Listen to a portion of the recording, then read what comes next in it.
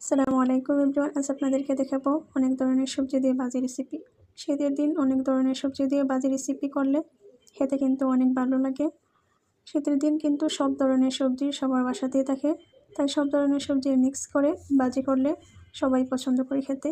এখানে আমি নিয়েছি বাঁধাকপি, গাজর, আলু, শালগম, সিম। তারপরে আমি এখানে টমেটো অ্যাড করব, কিছুক্ষণ পরে অ্যাড করব। ভালোভাবে অ্যাড করে নিচ্ছি।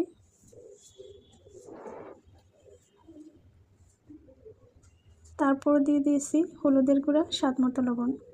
এগুলো দিয়ে ভালোভাবে মিক্স করে নিব।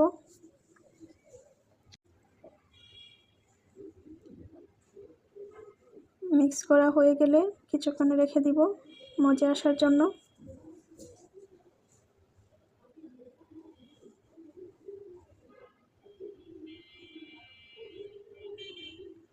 একটু মজে আসলে নেড়ে চেড়ে টমেটো কষি আর কাঁচামরিচ কষি দিয়ে দিব।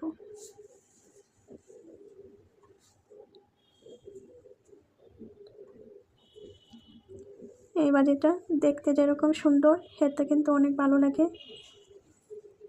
আপনারাও একদিন বানিয়ে ট্রাই করে দেখতে পারেন।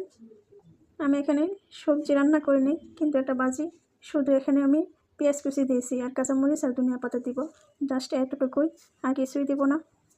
হয়ে গেছে প্রায় আমার ভাজি রেসিপি। ধনিয়া পাতা দিয়ে নামিয়ে নেব। ভালো লাগলে অবশ্যই পাশে থাকবেন। আসসালামু আলাইকুম।